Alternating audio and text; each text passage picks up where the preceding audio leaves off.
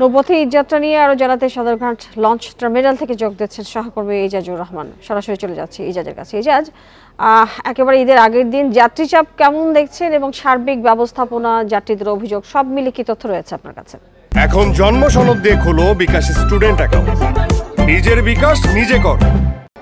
Sadarghat launch terminal থেকে মূলত দক্ষিণাঞ্চলের যে 21টি জেলা রয়েছে বিভিন্ন জেলাতে এই টার্মিনাল থেকে লঞ্চগুলো ছেড়ে যায় এবং আমরা যেটি জানি যে 2022 সালে পদ্মা সেতু উদ্বোধনের আগে যেরকম সদরঘাট টার্মিনাল থেকে বিশেষ করে শুধু যদি বরিশাল জেলার কথাই বলি তবে প্রতিদিন ঈদের আগের এরকম সময়ে কমপক্ষে একদিনে 18 থেকে 20টি লঞ্চ ছেড়ে যেত, কিন্তু গত ঈদুল ফিতরেও আমরা দেখেছি 7 থেকে 8টি লঞ্চ ছেড়ে গেছে। সেই হিসাবে এবার একটু বেশি অর্থাৎ 8 থেকে 10টি লঞ্চ শুধু বরিশালের উদ্দেশ্যেই প্রতিদিন ছেড়ে যাচ্ছে এবং যেহেতু সড়ক পথে অনেকে অল্প সময় অর্থাৎ 3 থেকে 3.5 ঘন্টার মধ্যে বরিশালে পৌঁছা যায় সড়ক পথে, সুতরাং অনেক যাত্রী বাসকে বেছে নেয়। তারপরেও যারা দীর্ঘদিন লঞ্চে যাতায়াত করতে অভ্যস্ত, লঞ্চ ভ্রমণ আরামদায়ক অনেকের কাছে, তারাই কিন্তু এই সদরঘাট টার্মিনালে এসেছেন এবং এই যে চিত্র দেখা যাচ্ছে আমার সামনে এটি অন্যান্য সময় অর্থাৎ পদ্মা সেতু উদ্বোধনের আগে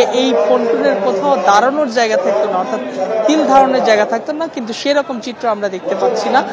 সকালের দিকে চাপ কিছুটা বেশি থাকলেও বিকেল গড়ানোর সাথে সাথে কিন্তু চাপ কিছুটা আস্তে আস্তে কমে এসেছে এবং পন্টুনও অনেকটা ফাঁকা হতে শুরু করেছে এবং বিআইডব্লিউটি এর যেটি বলছে যে আজ সারাদিনে 60টির বেশি লঞ্চ এই টার্মিনাল থেকে ছেড়ে গেছে এবং এখন একদম শেষ মুহূর্তের যারা ঢাকাতে বিভিন্ন কাজে আটকা পড়েছিলেন, বাড়ি ফিরতে পারেন নাই, শুধুমাত্র তারাই লঞ্চগুলোতে আসছেন এবং তারা যাতায়াত করবেন। এবং বিআইডব্লিউটিএ যেটি বলছে যে এবার ঈদ উপলক্ষে স্পেশাল যে ব্যবস্থাটি তারা নিয়েছিল যে প্রতিদিন 90টি লঞ্চ এই সদরঘাট টার্মিনাল থেকে ছেড়ে যাবে এবং ঢাকার রাজধানী দেশের বিভিন্ন প্রান্ত থেকে আরো 90টি লঞ্চ এই টার্মিনালে এসে ভিড়বে, এরকম একটি ব্যবস্থা তারা রেখেছে।